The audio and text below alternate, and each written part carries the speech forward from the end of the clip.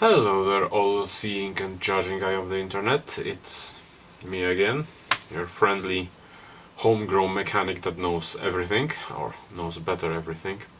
And I liked the ranting from you last week that I'm going to be ranting today as well.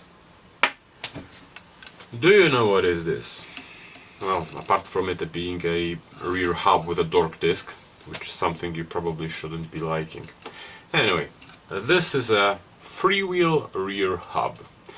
The peculiar part about the freewheel hubs is that they suck. And here's why. A long time ago, and when I'm speaking of long time ago in this particular case I mean pretty much since the dawn of cycling, the rear cog on a rear wheel was mounted to the hub using the method which is pretty much identical to this one. The cog was a unit with the ratcheting mechanism, which was an invention in and of itself, and it was essentially threaded to the rear hub. It's a dork disc, that's for another story, or I guess in a few minutes I'm going to mention it. A thread interface like this one, and that worked fine. However, after the Second World War, derailleurs became a thing, and people, well, started to witness certain problems, which became more and more pronounced as the number of cogs on the rear increased. Because this interface was really meant just for a one cog, and as the number of cogs increased, the length of an axle that sticks out of the rear hub, it increased as well. Another issue is that as the number of cogs increased, so did the size of those cogs. So, two problems with the interface showed to be true. One, as you hammered those low cogs, although this one is really low, that's 34, it would be very unusual for those times, but as you hammered those big cogs, it caused the freewheel, the mechanism here, which is the unit of cogs and the ratcheting mechanism, to tighten on the rear hub really hard, and that required substantial force to undo, often requiring disassembly of the entire freewheel to mount everything on a vise, especially if you had a freewheel that you would use an atypical tool. The second problem is even more annoying or deadly if you're really unlucky, but it starts from annoying and goes through dangerous.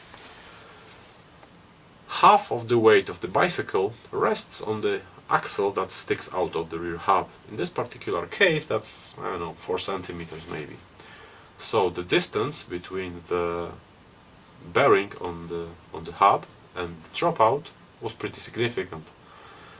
If you were a heavier rider, or for example used a mountain bike, which would be mid-80s I believe, then you were susceptible to this axle bending, and if you were really unlucky, breaking. And as you can imagine, with my size, I was really often a victim of this, because when I was young, having a mountain bike with one of these was pretty much the norm, and with my substantial amount of person, I would essentially get them mounted and get them bent in a matter of minutes maybe. And that's because the rear axle on this thing is just 10 millimeters thick, and some of that thickness is taken by a thread, so you're talking here about a rod that's just 8 millimeters, 9 millimeters thick. No matter what you're going to make it of, it's not going to withstand loading at such a high amount of axle being sticking out of the rear hub. Essentially, you can even defend the notion that Shimano is the behemoth of today because they fixed this problem. And of course I'm talking about freewheel hubs, or not freewheel, freehub hubs, which solved that problem. And here's how they did it. This is obviously a rear wheel. That's a 10-speed cassette, and let's take it out. You see, what Shimano did in the early 80s was take the cogs, consider them a single unit that's replaceable, move the ratcheting mechanism into a drum of this design, move the ratcheting mechanism inside and take the bearing from the inside of the hub outside. This immediately solved the axles bending, and because there's just one tool and pretty much no force needed to put a cassette on a bike, that solved the problem of these things tightening itself during use. But of course Shimano doesn't exist in vacuum, so obviously the competition came about and started to make hubs that are very similar to Shimano design, or at least externally similar to Shimano design. And this is a hub, one of those. Let's disassemble it and let me show you what the problem is. Because you see, Shimano's design was covered by a patent, so it was patently obvious that you can't do something similar. And there's always the case of corporations or big manufacturers don't wanting to be the same as competition or trailing the competition. This is pretty much why Shimano didn't make the X Dome or Power Dome or whatever dome this single piece of steel cassettes that SRAM does these days. They simply can't make those things because it's an image issue. Anyway, this is a free hub. This is how this part is called. There are two bearings here, and obviously the free hub is rotating on those bearings like this. Surprise. And there are other two bearings inside of this hub where the axle is holding the wheel on the bike. The peculiar thing I want to show you, which is pretty much the core of this rant, is what happens when I reassemble the hub without the free hub on. Do you see the problem here? No? So let me show you. This is a freewheel hub. We escaped from this because this sucks. This is department store bicycle level, and even then I personally consider it to be a death trap. This is a high quality hub that I bought for a significant amount of money, so 50 bucks. And it's eerily similar to this thing. It's even worse in certain cases because the amount of axle that sticks out of this rear hub is much higher than from the good old freewheel. So, what happened here? Well, what happened here is that in order to not have axles bend on the new and improved freewheel, manufacturers started using thicker axles, and because this is significant amount of steel or aluminum, they could. So these hubs don't really suffer from bent axles because axles on those things are really thick. This is 15 millimeters of steel, so it's not going to break. However, this is steel. What happens if I make this out of aluminum, or worse, I'm going to make this out of aluminum and make that axle have just 1 millimeter thick walls and sell them off AliExpress. Obviously stuff starts to break, and that's because all those rear hubs share the same design failure than a freewheel hub does. The amount of axle that sticks out of the hub causes the axles to bend a little, and if this axle isn't really built up to a standard, it first causes scarring around the free hub here, where the ratcheting mechanism is, and if that persists, it simply breaks.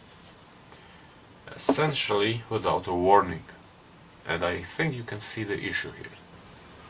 Such breaking of the axle is the most popular type of damage those hubs suffer from, the other two being broken flanges and damaged ratcheting mechanism. And of course you should ask, well, you are talking about Chinese hubs, so really no problem, right? Well, you see, this design, often called the four-bearing design or four-cartridge bearing design, touted to be the superior one, is shared by just about 90% of off-brand, so not Shimano hubs. So DT Swiss, they do that. Hope, they do that. Industry 9, they used to make hubs that didn't share this design flaw, but they do now. And that's because this design can be made very light, and because axles can be very thick these days, you can get away with this being not as structurally sound as a Shimano design really is. If you're looking for a hub that doesn't share this design failure, your options are fairly slim, because obviously Shimano still does hubs that are Shimano hubs, because this is essentially a Shimano design, not this. The proper free hub is the Shimano design. However, the newer XTR silent hubs are four-bearing design like this one, which kinda sucks, because Shimano trickles down their equipment, so in a few years even Shimano won't be making a proper Shimano rear hub. Taiwanese manufacturers still make essentially copies of what Shimano does, and Chris King is a company that still makes their design of a hub that doesn't share this failure.